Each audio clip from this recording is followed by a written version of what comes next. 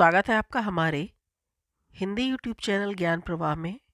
आज हम प्रकरण 13 सच्ची तीर्थ यात्रा पढ़ेंगे। ये पाठ दो मित्रों की है जो यरूशलेम की यात्रा के लिए जाते हैं और वहाँ पर क्या घटित होता है, कैसे घटित होता है, ये उनकी कहानी है। सबसे पहले हम पाठ का परिचय देखते हैं। मानव अपने प्रवृत्तिवश तीर्थ स्थानों पर जाकर पुण्य अर्जित करना चाहता है, परंतु क्या पुण्य केवल तीर्थ स्थानों पर जाकर ही प्राप्त किया जा सकता है? नहीं। अपने आसपास के लोगों की, दीन दुखियों की, जरूरतमंदों की सेवा कीजिए, सहायता कीजिए। दुनिया में इससे बड़ा पुण्य कोई नहीं है। सच्ची तीर्थ यात्रा तो वो है जब आप किसी मनुष्य को संकट में देखकर उसके संकट को दूर करने का प्रयास करते हैं। वही सबसे सच्ची तीर्थ यात्रा होती है। इस पाठ में दो मित्रों की कहानी है। किसी समय रूस के एक गांव में एफिम और एलिशा नाम के दो वृद्ध व्यक्ति रहते थे। वे बड़े ही घनिष्ठ मित्र थे और उसमें एफिम जो था वो गंभीर विचारवान और अपने परिवार की बहुत अच्छी देखभाल करने वाला व्यक्ति था, और एलिस जो था वो प्रसन्नचित्त व्यक्ति था, मधुमक्खियां पालकर और अपने परिवार का निर्वाह करता था। वो दयालु था और अपने परिवार और पड़ोसियों के साथ शांति के साथ रहता था। दोनों मित्रों ने बहुत पहले एक साथ साथ यरूशलेम की तीर्थ यात्रा करने की प्रतिज्ञा की थी। एलिशा तो सदा चलने के लिए तैयार रहता था, किंतु एफिम को काम की अधिकता के कारण समय नहीं मिल पाता था।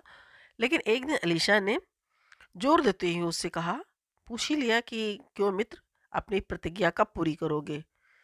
तो एफिम का चेहरा उदास हो गया। वो बोला, मेरे पास यात्रा के लिए पैसे नहीं हैं।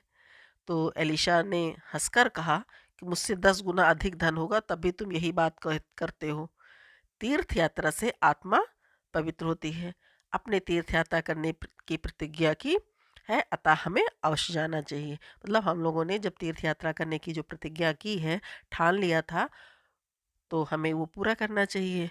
तो दोनों में बातचीत होती है। अंत में एफिम मान गया। उसने बहुत सारा धन लिया, लेकिन एलिशा जो था उसने केवल उतना ही धन लिया जितनी की आवश्यकता थी। और एफिम ने अपने पुत्र को कार्य के प्रत्येक कार्य से संबंधित निश्चित आदेश दे दिए कि मतलब क्या क्या घर का काम है करना है। एलिशा ने घर के मामलों की ओर कोई ध्यान नहीं दिया और प्रसन्नता से तीर्थ यात्रा के लिए चल पड़ा। एफिम को बस हर समय घर की चिंता लगी रहती थी। दोनों तीर्थ यात्रा के लिए जाते हैं। तो चलते चलते रास्ते में एक गांव पड़ता है। वहाँ बारिश ना होने के कारण बहुत तबाही मची हुई थी, त्राही त्राही मची हुई थी, लोग भूख से मर रहे थे। तो एक झोपड़ी से जब एक चीख पुकार की आवाज़ सुनकर एलिशा ने उसका दरवाज़ा खोला। तो दरवाजे के अंदर जब देखा तो एक स्त्री ज़मीन पर लेटी हुई, मरने की अवस्था, मरणासन अवस्था में लेटी हुई थी। और वहाँ एक पुरुष लड़खड़ाता उसके पास आया। उसने बताया कि बीमारी से और भूख से हम लोग घिरे हुए हैं, उनका बेटा भूख से मर रहा है, और जो झोपड़ी थी उसके अंदर से बहुत बदबू आ रही थी। तो एफिम तो यरूशलेम के लिए चला गया, लेकिन जो एलिशा था वो उन परिवारों की मदद करने के लिए वहाँ पे रुक गया, और रात में उसने सबकी मदद की। उनके जो उसके लिए जो भी कर सकता था उसने भोजन बनाया, उनके लिए दूध के लिए गाय ला दिया, खेत जोतने के लिए घोड़ा ला दिया, अनाज भी खरीद के रख दिया। इस तरह से उसने उनकी पूरी मदद की, सहायता की। एफिम जो है वो यरूशलेम में जब पहुंच गया, और वो जब वहाँ गिरजाघर जाता था तो एलीशा को एक विशेष स्थान पर विशेष मुद्रा में वहाँ पे खड़ा उसको देखता था। अब वो उससे मिलने की भी कोशिश करता था, लेकिन वो वहाँ पर था ही नहीं, तो एफिम से कैसे मिलता। लेकिन जब वो घर वापस आया और उसी स्थान पर पहुंचा जहाँ एलीशा रुका था, तो उस बूढ़ी स्त्री ने उसको बताया है कि उसे कि एफिम एलिशा ने उसकी किस तरह से मदद की थी। अब एफिम को समझ में आ गया, जो गिरजाघर में घटित हुई थी उसको बात याद आ गई, और फिर उसने गांव में आकर एलिशा को अपने सारी बात बताई, तीर्थ यात्रा की। तो एलिशा को लगा कि सच्ची तीर्थ यात्रा तो मानव की सेवा ही सच्ची तीर्थ यात्रा वो है जो असहायों, बीमारों, दुखियों और गरीबों को निस्वार्थ भाव से सेवा करता है। भले ही वो तीर्थ स्थल तक ना पहुंच सके, स्वयं ना पहुंच सके, और तीर्थ यात्रा का पुण्य उसे अवश्य मिलता है। तो मानव सेवा ही ईश्वर की सच्ची सेवा बताया गया है। जब एलिशा अपने गांव आता है तो वो एफएम को देखकर उसने पहले नमस्ते किया और कहा कि तुम्हारी यात्रा तो सकुशल पूरी हो गई होगी। तो एफएम बोलता है कि मित्र, यरूशलेम की यात्रा तो तुम भी कर आए। मैंने तुम्हें साक्षात गिरजाघर के भीतर ही भाग में दीपमाला के पीछे खड़ा देखा था। तुम सच्चे तीर्थयात्री और ईश्वर के प्रिय हो। आज मुझे समझ में आ गया कि मानव सेवा ही ईश्वर की सेवा है और दीन दुखियों की सहायता ही सच्ची तीर्थ यात्रा है। तो हमें इस पाठ से जो शिक्षा मिलती है वो यही है कि जो असहायों, बीमारों, दुखियों और गरीबों की निस्वार्थ से भाव से सेवा करता है, भले ही वो तीर्थ स्थल तक ना पहुंच सके, परंतु उसे तीर्थ यात्रा का पुण्य अवश्य प्राप्त होता है। मानव सेवा ही ईश्वर की सच्ची सेवा कहा जाता है। तो ये पाठ का सारांश था। आइए हम इसके प्रश्नों के उत्तर देखते हैं। प्रकरण 13, सच्ची तीर्थ यात्रा। मौखिक प्रश्न, आइए बोले। एफएम किस प्रवृत्ति का व्यक्ति था? उत्तर, एफएम गंभीर, विचारवान और अपने परिवार का बहुत अच्छी तरह देखभाल करने वाला व्यक्ति था। प्रश्न 2, बूढ़ी स्त्री ने अपने बेटे से एलिशा के बारे में क्या कहा? उत्तर, बूढ़ी स्त्री ने एलिशा के बारे में अपने बेटे से ये कहा कि वो मनुष्य नहीं, देवदूत है। भले ऐसे भले मनुष्य संसार में अधिक नहीं हैं। प्रश्न नंबर 3, गिरजाघर के भीतरी भाग में कितने दीपक जल रहे थे? उत्तर, गिरजाघर के भीतरी भाग में 36 दीपक जल रहे थे। प्रश्न 4, एफएम यरूशलेम में कितने समय तक रहा? उत्तर, एफएम यरूशलेम में 3 सप्ताह तक रहा। लेख उत्तरीय प्रश्न। प्रश्न नंबर 1, एलिशा का स्वभाव कैसा था? वो अपने परिवार का निर्वाह कैसे करता था? उत्तर, एलिशा दयालु और प्रसन्नचित्त व्यक्ति था। वो मधुमक्खियाँ पालकर अपना और अपने परिवार का निर्वाह करता था। प्रश्न नंबर 2, एलिशा ने झोपड़ी में रहने वाले प्राणियों को खाने पीने के लिए क्या क्या दिया? उत्तर, एलिशा ने झोपड़ी में रहने वाले प्राणियों को खाने के लिए 2-2 रोटियां दी, पीने के लिए कुएं से जल भरकर लाया और उन्हें पिलाया।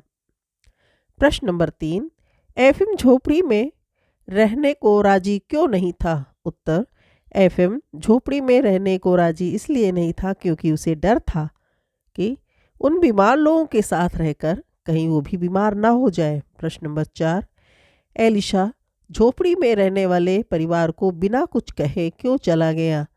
उत्तर, एलिशा ने झोपड़ी में रहने वाले परिवार को आपस में बातें करते सुना कि वे उसे मनुष्य नहीं, देवदूत समझ रहे थे। एलिशा ने सोचा वो तो मानव धर्म निभा रहा है। इससे पहले कि उसकी और प्रशंसा करते, वो सबको गहरी नींद में सोता छोड़कर बिना कुछ कहे वहाँ से चला गया। प्रश्न नंबर 5, एफएम को गिरजाघर में क्या देखकर हैरानी होती थी? उत्तर, एफएम 3 सप्ताह तक यरूशलेम में रहा। वो जब भी गिरजाघर जाता तो वहाँ एलिशा को विशेष स्थान पर विशेष मुद्रा में खड़े देख उसे बहुत हैरानी होती थी। दीर्घ उत्तरीय प्रश्न। प्रश्न नंबर 1, एलिशा ने एफएम को यरूशलेम के लिए कैसे तैयार किया? उत्तर, एलिशा और एफएम घनिष्ठ मित्र थे। दोनों कभी साथ साथ यरूशलेम की तीर्थ यात्रा करने की प्रतिज्ञा की थी।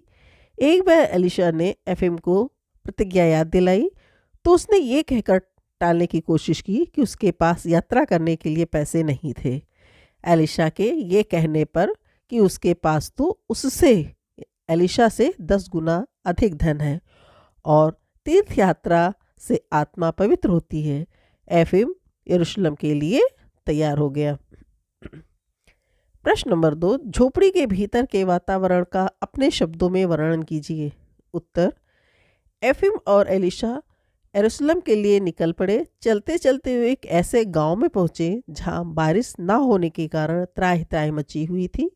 लोग भूख से मर रहे थे। एक झोपड़ी से आती चीख पुकार को सुनकर एलिशा ने धक्का देकर दरवाजा खोला। एक स्त्री भूमि पर मरने जैसी हालत में पड़ी थी। एक पुरुष लड़खड़ाता हुआ आया और बताया कि वे लोग बीमारी और भूख से घिरे हुए हैं। उनका बेटा भूख से मर रहा है। झोपड़ी में से बदबू आ रही थी। एलिशा ने गरीब परिवार की सहायता के लिए क्या क्या किया? उत्तर: एलिशा यरूशलेम के लिए चल दिया, परंतु एलिशा इस भूख से पीड़ित परिवार के साथ ही रहा।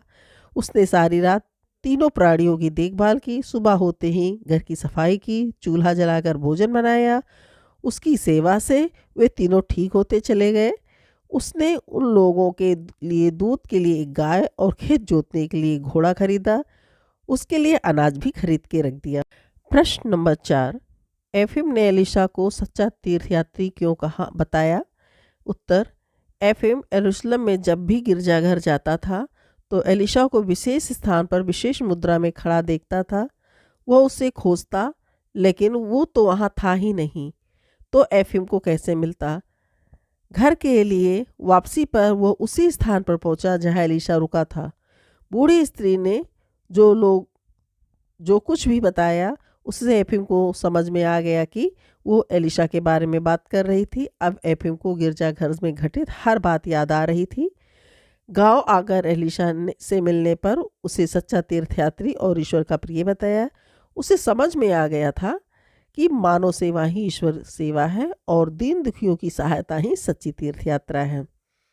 प्रश्न नंबर 5, इस कहानी से आपको क्या शिक्षा मिलती है? उत्तर: इस कहानी से हमें ये शिक्षा मिलती है कि सच्चा तीर्थयात्री वो है जो असहायों, बीमारों, दुखियों और गरीबों की निस्वार्थ भाव से सेवा करता है। भले ही वो तीर्थ स्थल तक स्वयं ना पहुंच सके, परंतु उसे तीर्थ यात्रा का पुण्य फल अवश्य ही प्राप्त होता है। मानव सेवा ही सच्ची ईश्वर सेवा है। स्मरण शक्ति अवलोकन। सही उत्तर के सामने सही का चिन्ह लगाइए। अनावृष्टि का क्या अर्थ है? गहरा संबंध, सूखा, चीख पुकार, इनमें से कोई नहीं। सेकंड आंसर सही है, सूखा। ख, गांव में त्राहि त्राहि क्यों मची हुई थी? उत्तर: अनावृष्टि के कारण, अतिवृष्टि के कारण, अल्पवृष्टि के कारण, ये सभी।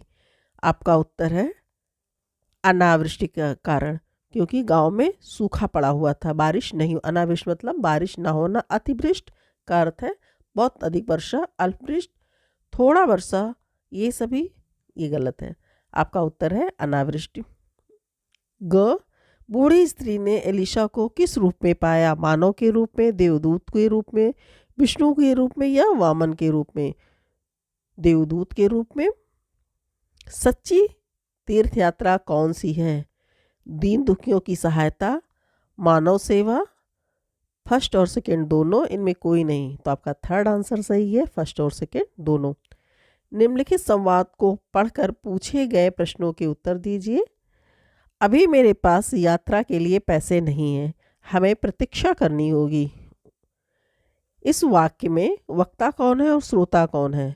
उत्तर: वक्ता एफिम है और श्रोता एलिशा है। सेकंड, इस वाक्य में किस यात्रा की बात की गई है? उत्तर: यरूशलेम की यात्रा की। यह संवाद किस संदर्भ में बोला गया है? उत्तर: एफिम और एलिशा ने कभी यरूशलेम की तीर्थ यात्रा करने की प्रतिज्ञा की थी। एलिशा के वो प्रतिज्ञा याद दिलाने पर एफिम ने यह संवाद बोला। ख, मैं नहीं जानती वो कौन था, मनुष्य अथवा देवदूत। यह वाक्य में वक्ता, इस वाक्य में वक्ता कौन है और श्रोता कौन है? उत्तर: वक्ता बूढ़ी स्त्री और श्रोता एफिम है। मनुष्य या देवदूत किसे कहा गया है? उत्तर: एफिम को। तीसरा, वक्ता ने यह वाक्य किस संदर्भ में कहा? उत्तर: एफिम यरूशलेम से लौटते हुए जब उसे झोपड़ी में पहुंचा जहां एलिशा ठहरा हुआ था, तो उस बूढ़ी स्त्री ने एलिशा द्वारा की गई सेवा और मदद के बारे में बताया और यह वाक्य कहा। निम्नलिखित वाक्यों में रिक्त स्थानों की पूर्ति उचित शब्दों से कीजिए। क, पहला है गिरजाघर के भीतरी भाग में 36 दीपक जल रहे थे।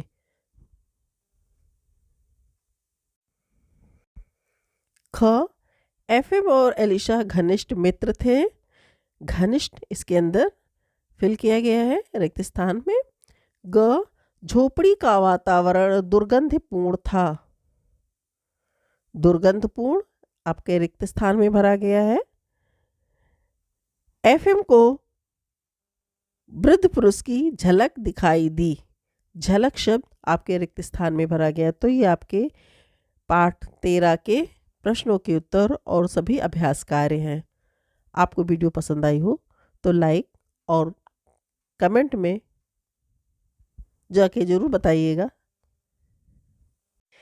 ये थे आपके प्रश्नों के उत्तर और अभ्यासकार। इसे आप अपने नोटबुक में लिख सकते हैं। धन्यवाद।